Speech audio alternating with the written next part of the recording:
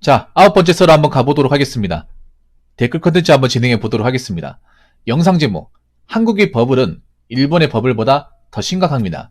라는 영상에 달린 댓글입니다. 우리나라 모든 경제 분야에 버블이 껴있다는 것은 여러분들 다 아는 사실이죠. 모르는 사람도 있습니다. 제 방송 보는 사람들은 아는데 젊은 친구들 중에 이제 어떤 그런 미디어 뽕에 취한 분들은 모를 거예요. 우리나라 버블은 좀 심각합니다. 일본 버블 경제를 보면서 일본 걱정할 이유가 없습니다. 우리나라 걱정부터 해야 돼. 우리나라 더 심각해. 일본은 벌어놓은 돈도 많고 일어놓은 것도 많은 상태에서 버블이 낀 거고 우리는 일어놓은 게 없습니다. 가지고 있는 게 별로 없어요. 가지고 있지도 않은데 뭔가 많이 가지고 있는 것처럼 착각을 일으키는 게 우리나라의 버블입니다. 지금 이제 버블이 깨져나가는 조짐이 보이죠. 근데 이 와중에도 정신을 못 차린 사람들이 많습니다. 길 가는 공인님, 님 다니는 대학교도 카푸어도 많다면서요. 웃긴 게 대학생들이 카푸어 짓을 하고 있습니다. 대학생들이 지금 돈이 없는 사람들이 많거든. 사실 돈 없다고 얘기하면 좀 기분 나쁠지 모르겠지만 대학생들이 지금 등록금이나 생활비 때문에 힘든 사람도 많이 있는데 근데 그 와중에도 차를 뽑는 사람도 있어요. 우리나라 버블이 깨지면 어떡하려고. 안 그래요? 저는 걱정되는 게 아무리 좋은 대학교 나와도 좋은 대학교 나온 사람들이 많다고 하더라도 이 좋은 대학교 나온 사람들 받아줄 곳이 없으면 무용지분 아닙니까? 안 그래요? 여러분 좋은 대학 나온 이유가 뭐예요? 좋은 데 취업하려고 나온 거 아니에요? 대기업 같은 데 들어가려고? 근데 대기업에서 뽑아야 가는 거 아닙니까?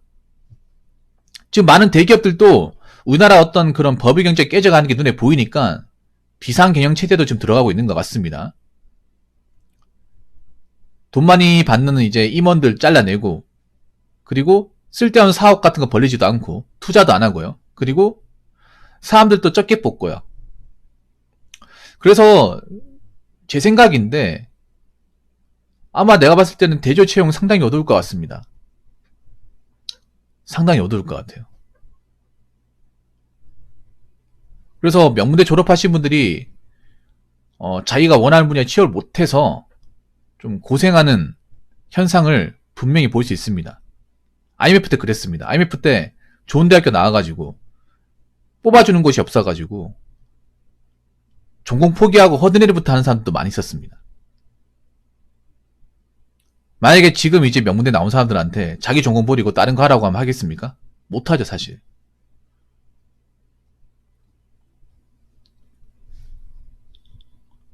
물론 대학이 중요합니다. 한국 사회에서. 대학이 중요한데 그 대학이라 중요한 것도 그 대학을 받아줄 만한 일자리나 인프라가 있어야 중요한 거 아니겠습니까? 그래서 좋은 대학교 나온 사람이 하더라도 몇몇 사람들은 자기가 좋은 대학교 나온 어떤 그런 아웃풋을 건지지 못할 겁니다. 그리고 우리나라의 버블이 빠져나가면 그동안 잘 산다고 알고 있었던 사람도 충격 때문에 살아남기 힘들 거예요. 그리고 하나 더 얘기하자면 연끌족 분들 중에서 버티기 힘든 분들도 많이 발생할 겁니다. 올해부터 그렇게 될 가능성도 있습니다. 근데 그 와중에도 대한민국 지금 문제없다, 잘 산다, 연끌족 다 극복한다 뭐 이렇게 얘기하시는 분이 있는데 극복할지 안 할지는 보면 알겠죠. 그리고 아직까지도 뭐 대한민국 잘 사는 사람도 많다, 내 주변엔 끄떡없다 얘기하는데 여러분 언제부터 그렇게 주변 사람들 잘 알았습니까? 주변 사람들 보이는 게 진짜라고 생각하십니까? 저 우리나라 사람들이 진짜의 모습을 보여주는 사람도 그렇게 많지가 않다고 생각하는데요. 제가 전에 그런 얘기 안 했습니까? 대한민국은 척쟁이들의 천국이라고. 잘 사는 척, 있는 척, 잘 나가는 척, 문제 없는 척, 끄떡없는 척, 잘 살고 있는 척, 대단한 척. 이 거품이 꺼지게 되면 그동안 척으로만 일관했던 것들이 빠지게 되겠죠. 정말 잘 사는 건지 아니면 잘 사는 척을 한 건지 드러나겠죠. 안 그래요? 한번 보세요. 앞으로 2년 3년 동안 과연 척쟁이들이 얼마나 많았는지 보는 것도 중요할 것 같습니다. 전 대한민국에 엄청나게 많은 척쟁이들이 많다고 생각합니다. 왜냐하면 한국 사람들이 기본적으로 남들이 꿀리거나 무시받는 거 싫어하잖아요. 그리고 여자분들 중에 그 잘 사는 척을 한 분들도 아마 뽀록 날 겁니다. 많이 뽀록 날 거예요. 그래서 이걸 한번 지켜보세요. 그동안 우리나라 사람들이 얼마나 거품에 도취되었는지, 이상한 데 빠져 있었는지 되돌아보는 계기가 될 겁니다. 댓글 한번 읽어보도록 하겠습니다. 근 몇 년간 제가 알고 있는 기본적인 사고방식이 송두리째 부정당하는 기분이었습니다. 빚내서 투자 안하고 연끌 안하면 바보라고 다들 그러면서 하루종일 휴대폰만 들여다보고 있더군요. 근실하게 모아서 빚없이 한방에 집을 사고 저축으로 돈을 모으고 현금으로 차를 샀던 저는 순식간에 바보가 되어 있더라고요. 이거 뭔지 압니다. 이게 참 웃긴 게 그런 거예요. 불과 작년 초까지만 하더라도 그냥 은행에 예적금하고 그냥 돈 모아서 차 사고 그냥 일하던 사람들은 바보 같다고 느꼈던 그런 시절이 있었습니다. 이걸 뭔가 비정상으로 봤던. 저한테도 그런 얘기 많이 했죠. 붕어 형, 왜 자꾸 사람들한테 예적금 강조합니까? 붕어 형 금융지식이 많이 부족하시네요. 나 같으면 은행에 돈 안 넣습니다.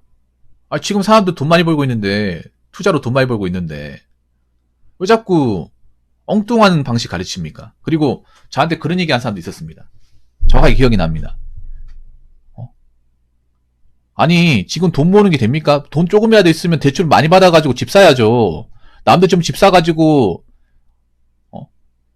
1억 2억씩 올라가는데 그냥 눈 뜨고 보고 있습니까? 앞으로 집값 계속 올라갈 것 같은데 이렇게 얘기한 사람도 있었습니다. 그리고 제가 이 거품 언젠간 꺼진다, 이 거품이다, 정신 차리라 얘기할 때도 뭐라고 얘기하는지 아세요? 그건 당신들이 집을 못 샀으니까 그렇게 얘기하는 거 아닌가? 비웃는 사람도 있었습니다. 근데 그 사람들이 한 명도 안 보이네요. 어디 가셨습니까? 나오란 말이야! 나한테 그렇게 얘기한 사람들. 그렇게 호기 좋게 얘기한 사람들 다 어디 갔어?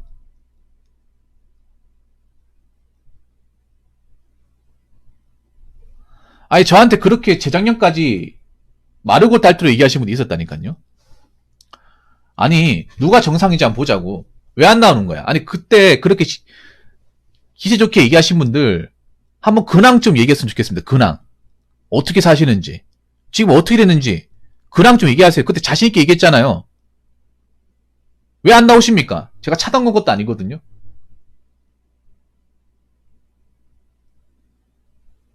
그냥 궁금해서 그럽니다. 어떻게 사시는지, 현재는 어떻게 되었는지 정말 궁금해요. 한번 생각해봐, 여러분. 그동안 우리가 겪어온 과정을 다시 한번 복습해 보자고요. 자기가 벌어본 적도 없는 빚을 내는 게 정상입니까? 상식적으로? 그동안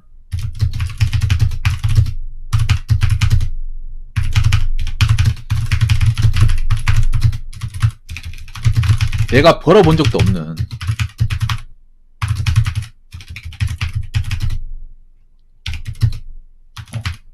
갚을지 장담할 수도 없는 돈을 대출받아서 집을 사는 게 이게 정상입니까? 정상이 아니었잖아요.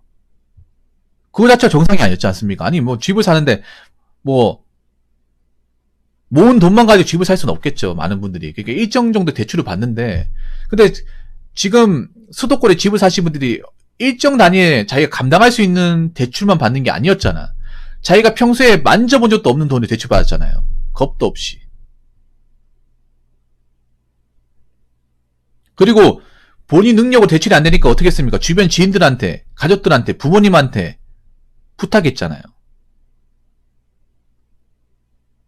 자기가 감당 못할 것 같아. 이제 와서 금리 올라가고 감당 못할 것 같으니까 자기 책임이 아니라 나라 책임이다. 나라에 도와달라 얘기하는 게 정상입니까? 정상이 아니지 않습니까? 왜 남 탓을 합니까? 자기 탓이지. 상식적으로 보더라도 그렇잖아요. 대출을 했으면 책임을 져야 될 거 아닙니까? 안 그래요? 그리고 집이 무조건 오는다는 게 말이 됩니까? 집이 뭐 그렇게 대단하다고? 아파트가 뭐 그렇게 대단하다고?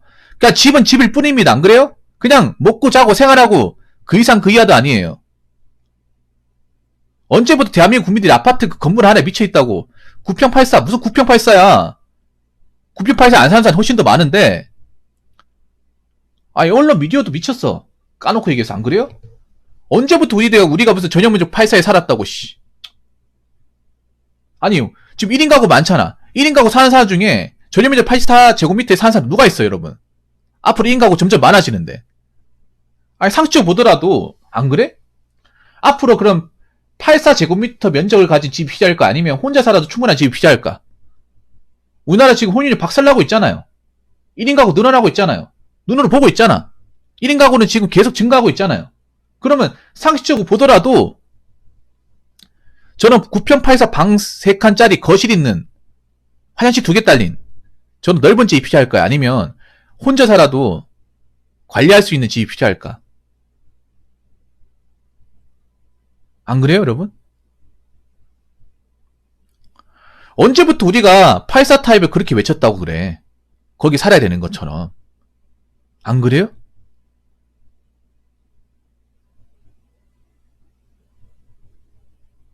아니, 전 국민이 아파트에 미쳐 있었잖아, 안 그래요? 아파트 안 사면 어떻게 되는 줄 알고. 그거 자체가 정상이 아니었다니까? 그리고 언제부터 사람들이 투자에 그렇게 관심이 많았다 그래, 안 그래요? 평생 투자를 몰랐잖아. 제가 전에 그런 얘기 했잖아요. 붕어형은 왜 예적금 강조하십니까? 저는 단언코 얘기했습니다. 방송에서. 전 투자를 할 줄 모른다고. 투자에 재능 없다고. 재능 없으니까 예적금 하는 거라고. 이게 잘못됐습니까?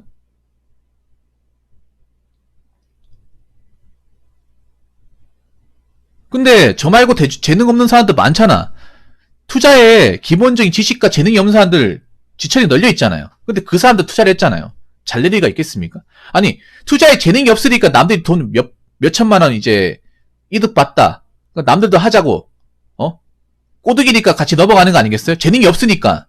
재능이 있었어 봐. 남들이 하자고 같이 했을까요? 안 했겠지. 재능이 없다는 건 반증하는 거 아니겠습니까? 자기들이 재능이 없으니까 주변에 뭔가 돈을 얼마 이제 이득 봤다.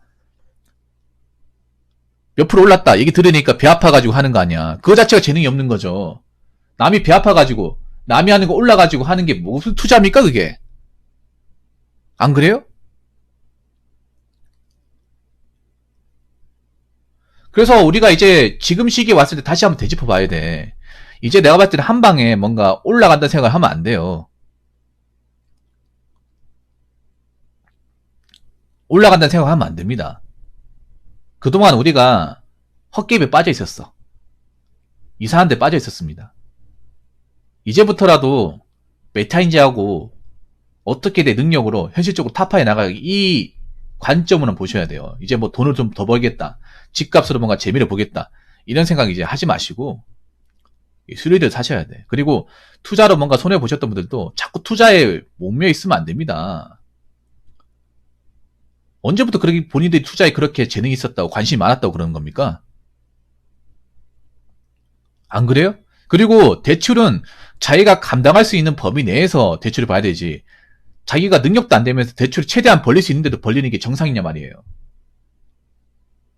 안 그래요? 지금도 정신 못 차린 사람도 많이 있잖아. 앞으로 정신 못 차리면 어떻게 사는지 보세요.